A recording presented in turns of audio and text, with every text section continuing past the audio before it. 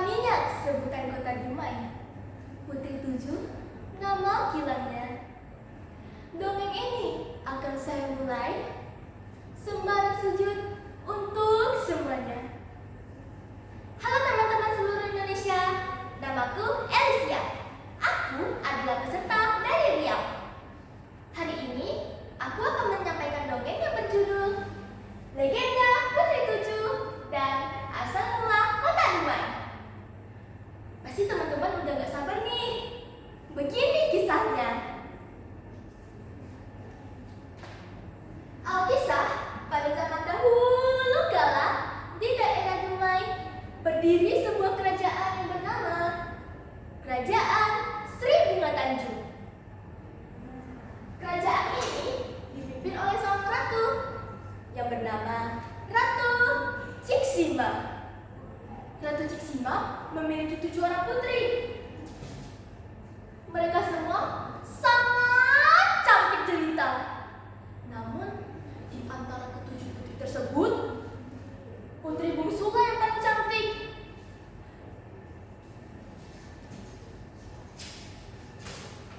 Putri bungsu tersebut bernama Putri Mayangsari. Putri Mayangsari memiliki keindahan tubuh yang memesona. Kulitnya lembut bagaikan sutra, matanya yang berkilau bagaikan bintang gejora, wajahnya yang elok dan berseri bagaikan bulan purnama, dan rambut panjangnya yang ikal terurai bagaikan mayang. Maka dari itu, Putri Mayangsari juga dikenal sebagai Putri Mayang Mengurai. Pada suatu hari, ke-7 putri tersebut sedang mandi di Sarat Lubuk Mai. Mereka asik berendam, bersenda gurau, sampai-sampai mereka tidak tahu mereka telah diamati.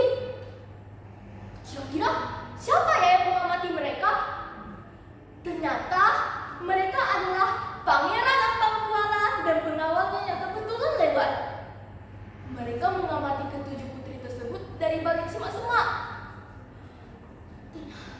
Pangeran Ampang Kuala terpesona oleh salah satu putri, yaitu Putri Mayangsari.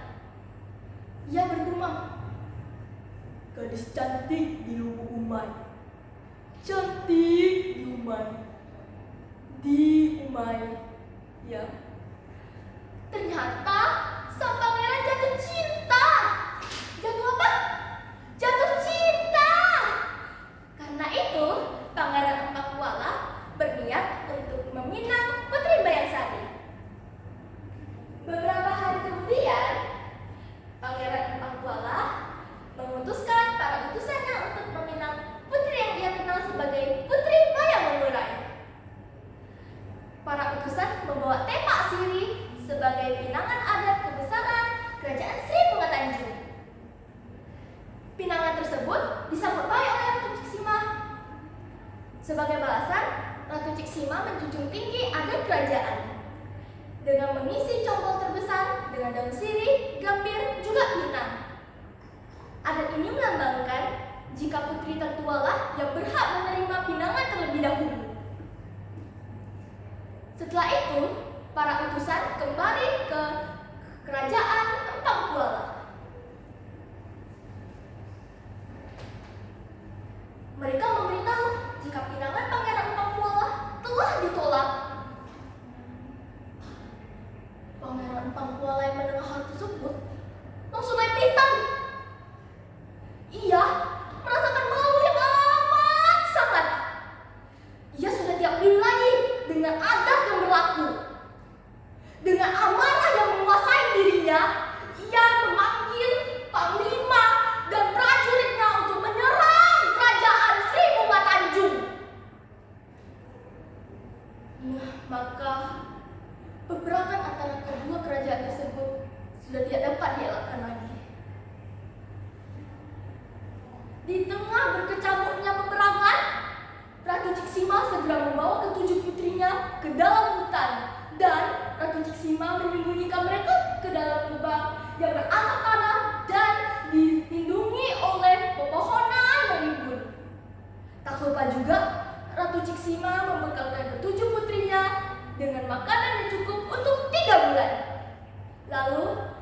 Ratu Ciksima pun kembali ke kerajaan dan berperang.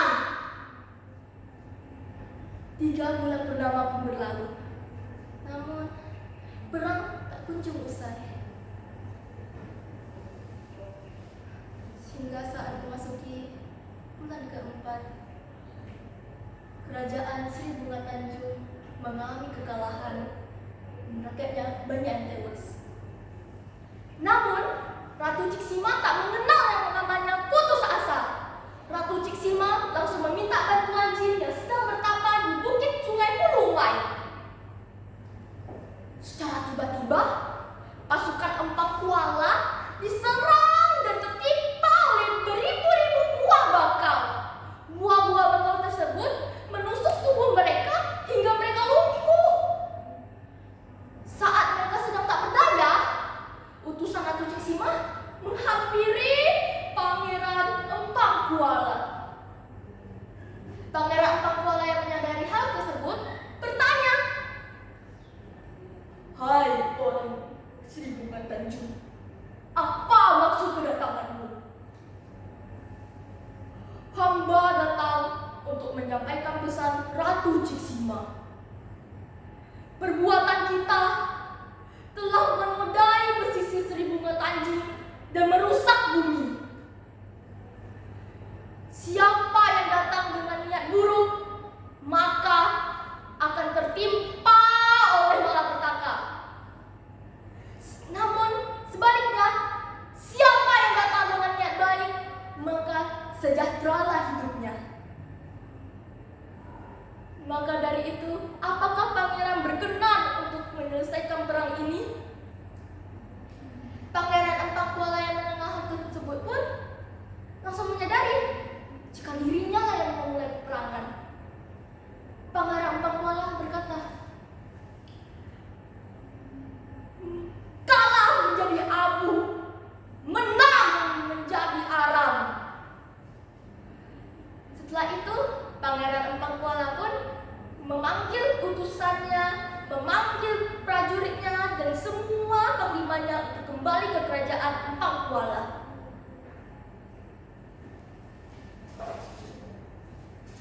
Keesokan harinya, Ratu Ciksima mendatangi tempat persembunyian ketujuh putrinya.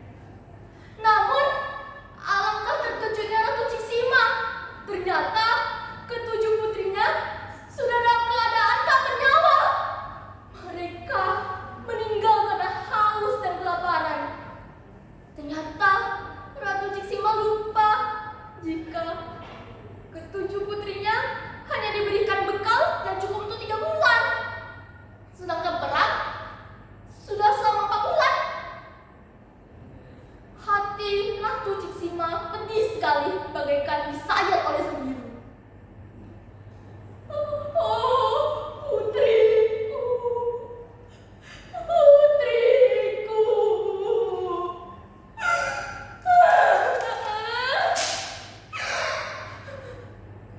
Ratu Ciksima menangis sejadi-jadinya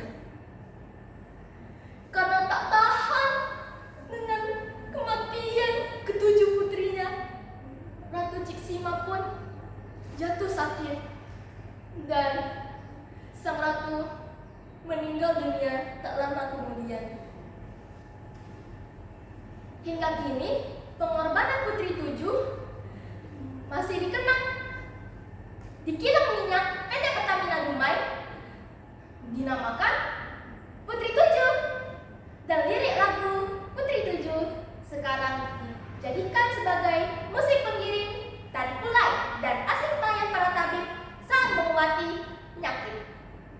Sekian dan demikianlah dongeng yang ingin saya sampaikan. Sekian dan terima kasih.